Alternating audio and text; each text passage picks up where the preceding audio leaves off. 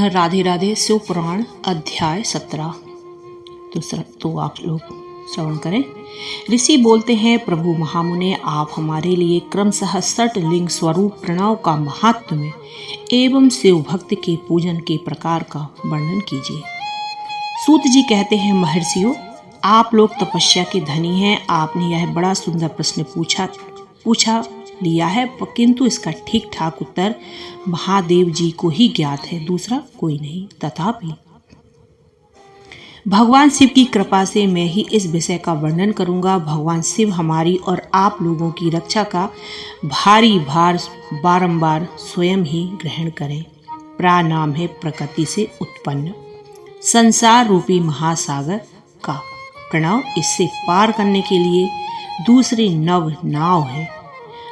अतः ओंकार को प्रणव की संज्ञा देते हैं। ओंकार अपने जप करने वाले साधकों से कहता है, प्रपंच ना नहीं है, चल तुम लोगों के लिए।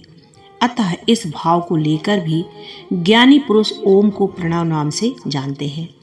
इसका दूसरा भाव यों है, प्रकसेण ना नयेत वा पुष्पान मोक्षम इति वा प्रणवः, अर्थात यह तुम सब उपासकों को बलपूर्वक मोक्ष तक प्राप्त करा देगा।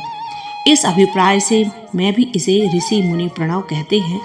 अपना जप करने वाले योगियों के एवं अपने मंत्र की पूजा करने वाले उपासक के समस्त कर्मों का नाश करके यह दिव्य नूतन ज्ञान देता है, इसलिए भी इसका नाम प्रणव है।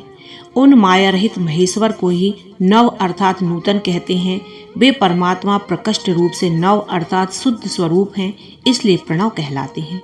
प्रणव साधक को नव अर्थात नवीन शिव स्वरूप कर देता है, इसलिए भी विद्वान पुरुष उसे प्रणव के नाम से जानते हैं। अथवा प्रकृष्ट रूप से नव दिव्य परमात्म ज्ञान प्रकट करता है, इसलिए यह प्रणव है। प्रणव के दो भेद स्थूल और सूक्ष्म बताए गए हैं। एक अक्षर रूपी ओम को सूक्ष्म प्रणव जानना चाहिए और नमः शिवाय इस 5 अक्षर वाले मंत्र को स्थूल प्रणव जानना चाहिए।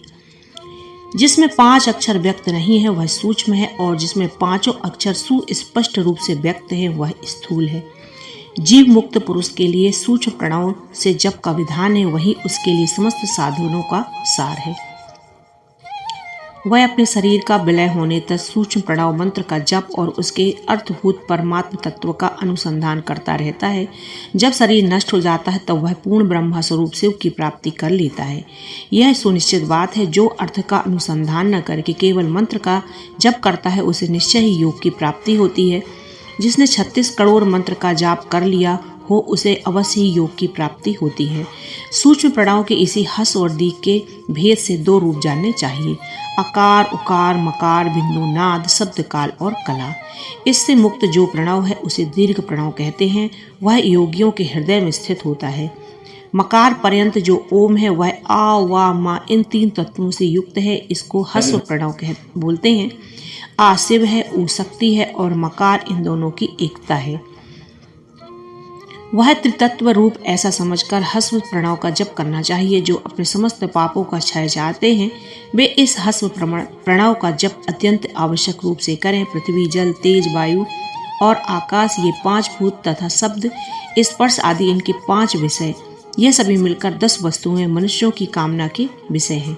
इनकी आशा मन में लेकर जो कर्मों के अनुष्ठान में संलग्न है वह 10 प्रकार के पुरुष प्रवृत्त अथवा प्रवृत्ति मार्गी कहलाते हैं, तथा जो निष्काम भाव से शास्त्रभित कर्मों का अनुष्ठान करते हैं वे निवृत्त अथवा निवृत्ति मार्गी कहे गए हैं। प्रवृत्त पुरुषों को हस्व प्रणव का ही जप करना चाहिए और निवृत्त पुरुषों को दीर्घ प्रणव का। व्याहतियों तथा अन्य मंत्रों के आदि में इच्छा के अनुसार शब्द एवं कला से भरपूर प्रणव का उच्चारण करना चाहिए। वेद के आदि में और दोनों संध्याओं की उपासना के समय भी ओंकार का उच्चारण करना चाहिए। प्रणव का 9 करोड़ जप करने से मनुष्य शुद्ध हो जाता है। फिर 9 करोड़ का जप करने से वह पृथ्वी तत्व पर विजय पा लेता है। तत्पश्चात पुनः 9 करोड़ का जप करके वह जल तत्व को जीत लेता है। पुनः 9 करोड़ जप से अभी तत्व पर विजय पाता है। तदनंतर फिर 9 करोड़ का जप करके वह वायु तत्व पर विजय होता है। फिर 9 करोड़ के जप से आकाश को अपने अधिकार में कर लेता है। इसी प्रकार 9 करोड़ का जप करके वह क्रमशः गंध रस रूप स्पर्श और शब्द पर विजय पाता है। इसके पश्चात फिर 9 करोड़ का जप करके अहंकार को भी जीत लेता है। इस प्रकार 108 कठोर प्रणव का जप करके उत्कृष्ट बोध को प्राप्त हुआ पुरुष शुद्ध योग का लाभ करता है। शुद्ध योग से युक्त हो जाने पर वह जीवन मुक्त हो जाता है, इसमें संशय नहीं है। सदा प्रणव का जप और प्रणव रूपी शिव का ध्यान करते करते समाधि में स्थित हुआ महायोगी पुरुष साक्षात शिव ही है, इसमें संशय नहीं है। पहले अपने शरीर में प्रणव के ऋषि, छंद और देवता आदि का न्यास करके फिर जप का आरंभ करना चाहिए। आकारादि मात्र का वर्णों से युक्त प्रणव का अपने अंगों में न्यास करके मनुष्य ऋषि हो जाता है। मंत्रों के तद्विध संस्कार मात्र का न्यास तथा षडो शोधन आदि के साथ संपूर्ण न्यास फल उसे प्राप्त हो जाता है। प्रवृत्ति अथा प्रवृत्ति निवृत्ति से मिश्रित भाव वाले पुरुषों के लिए स्थूल प्रणव का जप ही अभीष्ट साधक होता है। क्रिया, तप एवं जप के योग से शिव योगी 3 प्रकार के होते हैं, जो क्रमशः क्रिया योगी, तपोयोगी और जप योगी कहलाते हैं। जो धन आदि वैभवों से पूजा सामग्री का संचय करके हाथ आदि अंगों से नमस्कार आदि किया करते हुए इष्ट देव की पूजा में लगा रहता है, वह क्रिया योगी कहलाता है। पूजा में संलग्न रहकर जो परमित भोजन करता, बाह्य इंद्रियों को जीतकर वश में किए रहता और मन को भी वश में करके परद्रोह आदि से दूर रहता है, वह तपोयोगी कहा जाता है। इन सभी सद्गुणों से युक्त होकर जो सदा शुद्ध भाव से रहता एवं समस्त काम आदि से दोष रहित हो शांत चित्त से निरंतर जप किया करता है, उसे महात्मा पुरुष जप योगी मानते हैं। जो मनुष्य 16 प्रकार के उपचारों से शिव योगी महात्माओं की पूजा करता है, वह शुद्ध होकर सालोक्य आदि के क्रम से उत्तरोत्तर उत्कृष्ट मुक्ति को प्राप्त कर लेता है। द्विजो, अब मैं वर्णन करता हूँ जप योग का, तुम सभी लोग ध्यान से सुनो। तपस्या करने वाले के लिए जप का उपदेश किया गया है, क्योंकि वह जप करते करते अपने आप को निष्पाप कर लेता है। ब्राह्मणों पहले नमः पद हो, उसके बाद चतुर्थ विभक्ति में शिव शब्द हो तो पंच तत्वात्मक नमः शिवाय मंत्र होता है। इसे शिव पंचाक्षर मंत्र कहते हैं। यह स्थूल प्रणव रूप है। इस पंचाक्षर के जप से ही मनुष्य संपूर्ण सिद्धियों को प्राप्त कर लेता है। पंचाक्षर मंत्र के आदि में ओंकार लगा कर ही सदा उसका जप करना चाहिए। द्विजो, गुरु के मुख से पंचाक्षर मंत्र का उपदेश पाकर जहाँ सुखपूर्वक निवास किया जा सके, ऐसी उत्तम भूमि पर महीने के पूर्व पक्ष शुक्ल में प्रतिपदा से आरंभ करके कृष्ण पक्ष की चतुर्दशी तक निरंतर जप करता रहे। माघ एवं भादों के महीने का अपना विशिष्ट महत्व है। यह समय सभी समयों के उत्तमोत्तम माना गया है। साधक प्रतिदिन एक बार परिमित भोजन करे, मौन रहे, इंद्रियों को अपने बस में रखे, अपने स्वामी एवं माता पिता की नित्य सेवा सत्कार करे। इस नियम से रहकर जप करने वाला पुरुष 1 सहस्त्र जप से शुद्ध हो जाता है, अन्यथा वह ऋणी होता है। भगवान शिव का निरंतर चिंतन करते हुए पंचाक्षर मंत्र का जप का 5 लाख बार जप करें। जप काल में इस प्रकार ध्यान करें, कल्याणदाता भगवान शिव कमल के आसन पर विराजमान है। उनका मस्तक श्री गंगा जी एवं चंद्रमा की कला से सुशोभित है। उनकी बाईं जांघ पर आदिशक्ति भगवती उमा बैठी है। वहां खड़े हुए बड़े बड़े गण उनकी शोभा बढ़ा रहे हैं। महादेव जी अपने चारों हाथों में मृग मुद्रा, टंक एवं वर तथा अभय की मुद्राएं धारण किए हुए हैं। इस प्रकार सदा सभी के ऊपर अनुग्रह करने वाले भगवान सदाशिव का बारंबार स्मरण करते हुए हृदय अथवा सूर्य मंडल में पहले उनकी मानसिक पूजा करके फिर पूर्वाभिमुख हो पूर्वोक्त पंचाक्षरी विद्या का जप करें। उन दिनों साधक को सदा शुद्ध कर्म ही करने चाहिए और दुष्कर्म से बचे रहें। जबकि समाप्ति के दिन कृष्ण पक्ष की चतुर्दशी को प्रातः काल नित्य कर्म करके शुद्ध एवं सुंदर स्थान में शौच संतोष असंतोष आदि नियमों से युक्त हो शुद्ध हृदय से पंचाक्षर मंत्र का 12 सहस्त्र जप करें। तत्पश्चात वर्ण करें 5 सपत्निक ब्राह्मणों का जो श्रेष्ठ एवं शिव भक्त हो। इनके अतिरिक्त एक श्रेष्ठ आचार प्रवर का भी वर्ण करें और उस सब सांब सदाशिव का स्वरूप समझना चाहिए। ईशान तत्पुरुष, अघोर, वाम देवता एवं सद्दोजात, इन 5 के प्रति का स्वरूप 5 ही श्रेष्ठ और शिव भक्त ब्राह्मणों का वर्ण करने के पश्चात पूजन सामग्री को एकत्र करके भगवान शिव का पूजन आरंभ करें। विधि पूर्वक शिव की पूजा संपन्न करते हुए होम आरंभ करें। अपने गृह सूत्र के अनुसार सुखांत कर्म करके अर्थात परिसमुहन, उल्लेपन, उपलेपन, उल्लेखन, मृग उद्धरण और अभ्युक्षण, इन 5 भू संस्कारों के पश्चात वेदी पर स्वाभाविमुख अग्नि को स्थापित करके कुश कंडिका के अनुसार प्रज्वलित अग्नि में आज भगांत आहुति देकर प्रस्तुत होम का कार्य आरंभ करें। कपिला गाय के घी से 11 101 अथवा 1001 आहुतियां स्वयं दें और अथवा विद्वान पुरुष शिव भक्त ब्राह्मणों से 108 आहुतियां दिलाएं। होम कर्म समाप्त होने पर गुरु को दक्षिणा के रूप में एक गाय और बैल देनी चाहिए। ईशान आदि के प्रतीक रूप जिन 5 ब्राह्मणों का वर्ण किया गया हो उनको ईशान आदि के स्वरूप ही जाने एवं आचार्य को सांब सदाशिव का स्वरूप माने। इसी भावना के साथ उन सबके चरण मस्तक को सीधे। ऐसा करने से वह साधक अगणित तीर्थों में तत्काल स्नान करने का फल प्राप्त कर लेता है। उन ब्राह्मणों को भक्तिपूर्वक दशांश अन्न देना चाहिए। गुरु पत्नी से पराशक्ति मानकर उनका भी पूजन करें। इस अनादि क्रम से उन सभी ब्राह्मणों का उत्तम अन्न से पूजन करके अपने वैभव विस्तार के अनुसार रुद्राक्ष, वस्त्र, बड़ा और पुआ आदि अर्पित करें।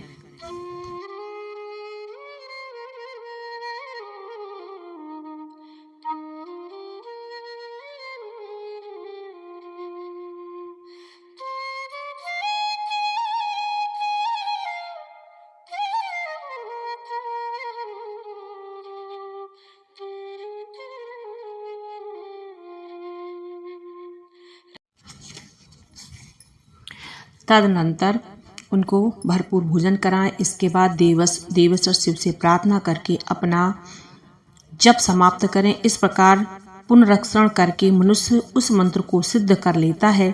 फिर 5 लाख जप करने से समस्त पापों का नाश हो जाता है। तदनंतर पुनः 5 लाख जप करने पर अतल से सत्यलोक तक 14 भुवनों पर क्रमशः अधिकार प्राप्त हो जाता है। ब्रह्मा जी के 14 लोक पृथ्वी तथा कार स्वरूप भूतों द्वारा पाताल से लेकर सत्यलोक पर्यंत क्रमशः निर्मित हुए हैं। सत्यलोक से ऊपर क्षमालोक तक जो 14 भुवन हैं वे भगवान विष्णु के लोक हैं। क्षमालोक के ऊपर सूचिलोक पर्यंत 28 भुवन स्थित हैं। सूचिलोक के अंतर्गत कैलाश में प्राणियों का संहार करने वाले रुद्रदेव विराजमान हैं। सूचिलोक से ऊपर अहिंसा लोक पर्यंत 56 भुवनों स्थित है। अहिंसा लोक का आश्रय लेकर जो ज्ञान कैलाश नामक नगर शोभा पाता है उसमें कारभूत महेश्वर सबको अदृश्य करके रहते हैं। अहिंसा लोक के अंत में कालचक्र की स्थिति है। यहाँ तक महेश्वर के विराट स्वरूप का वर्णन किया गया। वहीं तक लोकों का तिरोधान अथवा लय होता है। उससे नीचे कर्मों का भोग है और उससे ऊपर ज्ञान का भोग होता है।